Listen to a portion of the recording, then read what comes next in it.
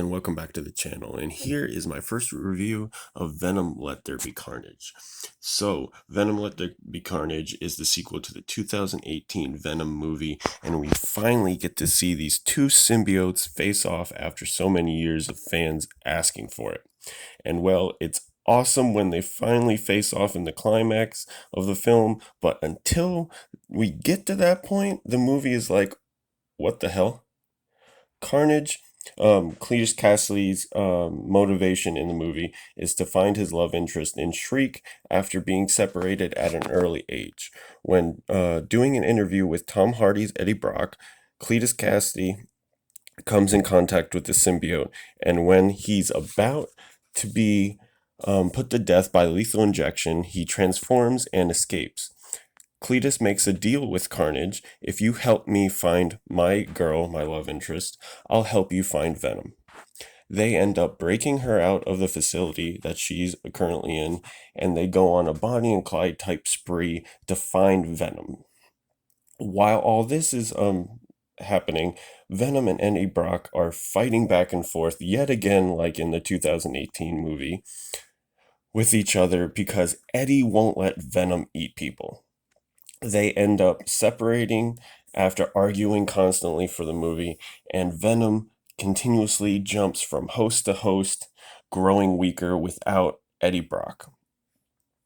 Then, here is when Michelle Williams' Anne returns from the 2018 movie to bring them back together before Venom dies. We get to the climax of the film, which takes place in the cathedral where Shriek and Carnage, or Cletus Cassidy, are holding an impromptu wedding after their Bonnie and Clyde type spree. Venom finally arrives on scene and bursts through the door, and the CG awesomeness starts. Venom gets manhandled for most of the fight until Shriek gets killed from a falling cathedral bell and gets crushed in the process, which distracts Cletus Cassidy enough for Venom to get the upper hand, and he finally gets to separate Cletus from the symbiote Carnage. This is when he drops the one F-bomb that a PG-13 is allowed while saying, F this guy, and bites off Cletus Cassidy's head, ending the movie. Now, with my opinion on certain things, I did not hate the movie, but I'm not a huge fan of it. It's a popcorn flick. Like, you go in for the fights and the action and just to be entertained. You don't go for the story. This is what I didn't care for in the movie. The love interest between Cletus Cassidy and Shriek, I feel it's really forced and it's very unnecessary. Other than that, I think this movie could have benefited from being a rated R film. There's so many different scenes that I think could have been a little bit further. Like when Carnage goes and attacks somebody, they cut it before you can see anything that happens. I just think with that extra little bit and that R rating, it could have made this so much better.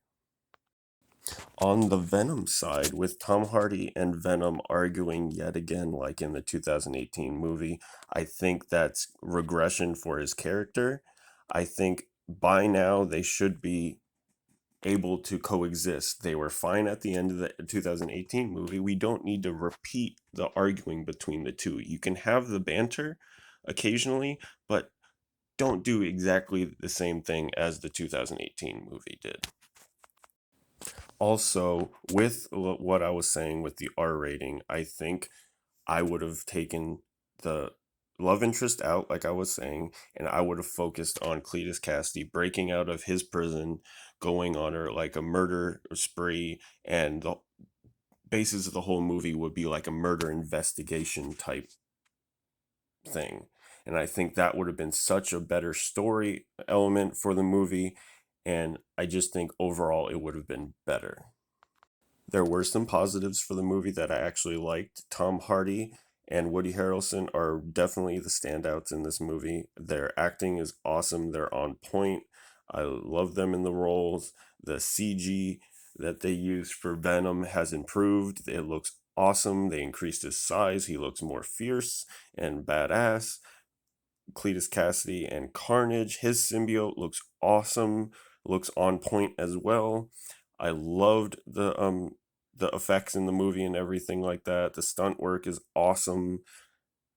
Just overall, it was a good strong point in this movie. Okay, guys, now you know my opinion for the movie. I didn't love it, I didn't hate it, but it's an enjoyable movie. It's a popcorn movie. Just go for the action and the overall craziness of the movie. So it's enjoyable, but it don't go for an amazing story or anything like that. Now on to the mid-credit scene, which is awesome.